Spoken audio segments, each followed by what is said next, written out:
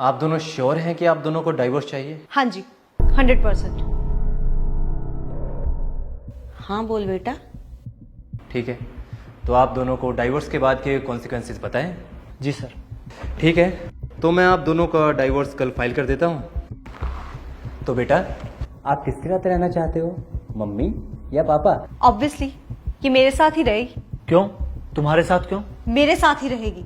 तुमने अपने बाप होने का फर्ज तो कभी आज तक निभाया नहीं है। हाँ हाँ, तुमने बड़ा फर्ज निभाया माँ होने का। मेरा मुंह मत खुलवाओ सबके सामने। तुम बोलो, यही बोलोगे ना कि मैं कैरेक्टरलेस हूँ। आज तक तुमने किया क्या है? यही तो करता है ये इंसान। प्लीज आप दोनों चुप हो जाइए, मैं बच्चे से पूछ रहा हूँ। बोलो बेटा। वकील साहब, ये तो बच्ची है, इसे इन सब चीजों की क्या समझ। और बच्चे तो माँ के पास ही रहते हैं। ये हमारी पोती है, हमारे खानदान का खून है, तो हमारे साथ ही रहेगी। अरे ऐसे कैसे? मेरी बेटी ने उसे 9 महीने अपनी कोख में रखा है, असली हक तो इसी का बनता है। प्लीज बिहेव, मैं उनसे बात कर रहा हूँ। प्रॉब्लम आप दोनों के रिश्ते में नहीं, बल्कि आप दोनों के माइंडसेट में है। अब आप लोगों को डायरेक्शन ही लड़ने की मिल रही है, तो इसमें आप लोगों की क्या गलती है? आप दोनों को अपने बच्चों को समझाना चाहिए, ना कि उनको लड़ाई झगड़े में सपोर्ट करना चाहिए। अब मेरी बेटी रोज रो धो के मायके आएगी तो क्या समझाऊं मैं इसे? यही कि शादीशुदा जिंदगी में छोटे मोटे लड़ाई झगड़ा होना तो आम बात है। रिश्ता खत्म करना किसी चीज का सोल्यूशन नहीं है। जिस रिश्ते में विश्वास ही ना हो, उसे बचाने का क्या फायदा? और मैं ही क्यों अकेली कोशिश करूं? तुम कहना क्या चाहती हो? मैंने आज तक इस रिश्ते को बचाने की कोशिश नहीं की। देखिए, ईगो रिश्तों में सबसे बड़ी बीमारी है। हम रोज कोर्ट में ही देखते हैं, कभी पति कहता है कि इसने मेरे घर वालों की इज्जत नहीं की, कभी पत्नी कहती है इसने मेरा फ्रीडम छीन लिया। अगर इतने छोटे छोटे इशू लेकर लोग कोर्ट में आने लग गए, तो आने वाले समय में शायद शादियां 2 या 4 दिन ही चलेंगी। मैं इस घटिया आदमी के साथ एक पल भी नहीं रह सकती। देखा आपने कितनी बदतमीज है, हमेशा मेरे साथ ऐसी बात करती है। अपने नहीं, इस मासूम के बारे में सोचो। कल को ये बड़ी होगी तो इसके आपके बारे में क्या ख्याल होंगे? आगे चल के ये शादी के बारे में क्या सोच रखेगी? और इसकी ऐसी सोच के लिए आप दोनों जिम्मेदार होंगे। मैं तो आप दोनों से बस रिक्वेस्ट कर सकता हूँ कि आप दोनों का परिवार ना टूटे। सर मैं समझाता हूँ, लेकिन मेरे हाथ में कुछ भी नहीं है। मैं भी एक पल नहीं रह सकती इसके साथ। जब इतनी ही प्रॉब्लम थी आप लोगों को, तो आप लोगों ने शादी क्यों की? इस बच्ची की जिंदगी क्यों खराब कर रहे हो? अगर ये अपनी जिंदगी में कामयाब नहीं हुई ना, तो उसके जिम्मेदार आप दोनों होंगे। और याद रखना, बच्चों और बुजुर्गों की बद्दुआएं बहुत जल्दी लगती हैं। वकील साहब, यहाँ हम आपका भाषण सुनने के लिए नहीं बैठे हैं, आपको पैसे तलाक कराने के मिले हैं।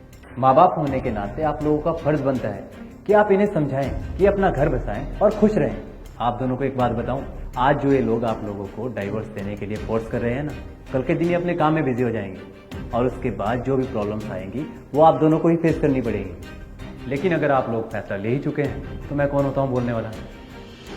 बेटा, आप किसके साथ रहना चाहते हो? मुझे मम्मा और पापा दोनों के साथ रहना है। मम्मा और पापा रोज लड़ते हैं और एक दूसरे से बात भी नहीं करते, पर रहते तो दोनों मेरे साथ ही है ना। मैं मम्मा और पापा दोनों से प्यार करती हूँ और इन दोनों में से किसी एक को सिलेक्ट नहीं कर सकती, मुझे दोनों चाहिए। मैं जानती हूँ मम्मा और पापा दोनों मुझसे बहुत प्यार करते हैं। अंकल प्लीज आप मेरे मम्मा पापा को एक कर दो।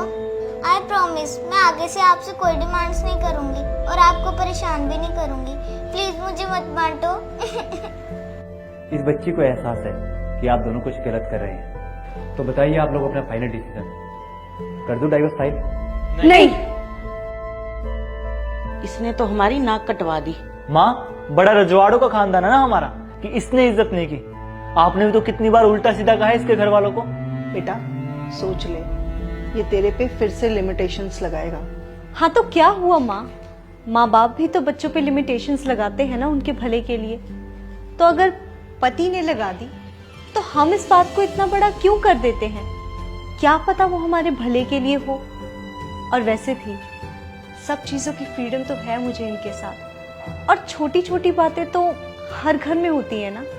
शायद हम दोनों ने कभी एक दूसरे को समझने की कोशिश ही नहीं की, हमेशा एक दूसरे को गलत प्रूव करने की कोशिश की और अपने रिश्ते को इतना कमजोर कर लिया। रश्मि, आज से एक नई शुरुआत करते हैं।